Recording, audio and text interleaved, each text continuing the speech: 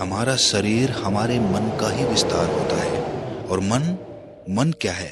मन विचारों का संग्रह है। जैसे विचार हमारे मन में उठते हैं, हमारा शरीर उन विचारों के अनुरूप ही प्रतिक्रिया करता है। उदाहरण के लिए, जब किसी मनुष्य को गुस्से के विचार आते हैं तो उसके चेहरे के हाव भाव सख्त हो जाते हैं, आंखें बड़ी बड़ी और लाल हो जाती हैं। उसी प्रकार जब कोई इंसान प्रेम के विचारों में डूबा रहता है तो उसके चेहरे पर एक मधुर मुस्कान, चाल ढाल में एक अलग ही मदहोशी होती है। इसीलिए आध्यात्मिक जगत में माना गया है कि शरीर हमारे मन के विचारों के अधीन होता है। एक अभिनेता मन में उठ रहे विचारों को नियंत्रित करके परिस्थिति के अनुसार ही अभिनय करता है। लेकिन बड़ा सवाल ये है कि क्या मन के विचारों के द्वारा शरीर के रोग दूर किए जा सकते हैं? कुछ लोग सोच रहे होंगे कि अगर ऐसा संभव होता तो अस्पताल तो सारे बंद हो चुके होते। विचारों के माध्यम से इंसान अपना रोग घर बैठे ही दूर कर लेता। तो इसका जवाब है सही तरीका। उचित विधि भी तो पता होनी आवश्यक है, और फिर उस पर निरंतर अभ्यास भी बहुत महत्वपूर्ण है। तो इस वीडियो में उस विधि के बारे में संपूर्ण जानकारी मिलने वाली है। अंत तक बने रहिएगा। देखिए, सबसे पहले ये समझिए कि सकारात्मक विचारों पर दृढ़ विश्वास करने से इच्छा शक्ति का निर्माण होता है, और अंततः यही इच्छा शक्ति हमारी प्राण शक्ति को बढ़ाने में सहायक सिद्ध होती है।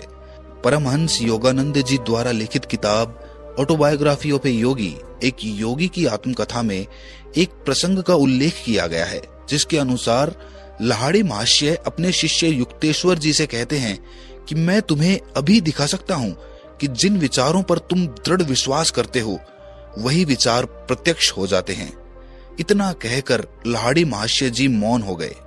युक्तेश्वर जी कहते हैं कि उस शाम मैं धीरे धीरे चलते हुए अपने वजन को बढ़ाने के बारे में सोच रहा था, और मैं उसी सोच में डूबा हुआ था। मेरी कल्पना इतनी गहरी थी कि मैं अपने बढ़े हुए वजन के शरीर का दृश्य भी देख पा रहा था। फिर वो बताते हैं कि घर आने के बाद मैं गहरी नींद में सो गया। बीमारी की चिंता और तनाव बिल्कुल गायब हो चुके थे। जब अगले दिन मेरी माँ ने मुझे देखा तो घबराकर मुझसे पूछा कि बेटा, तुम्हारे शरीर में सूजन क्यों आई है? युक्तेश्वर जी कहते हैं कि मुझे कोई सूजन नहीं आई थी।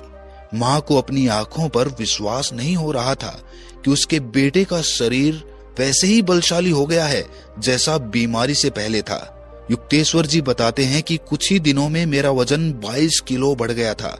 मिलने वालों को विश्वास ही नहीं होता था कि कुछ ऐसा भी संभव हो सकता है।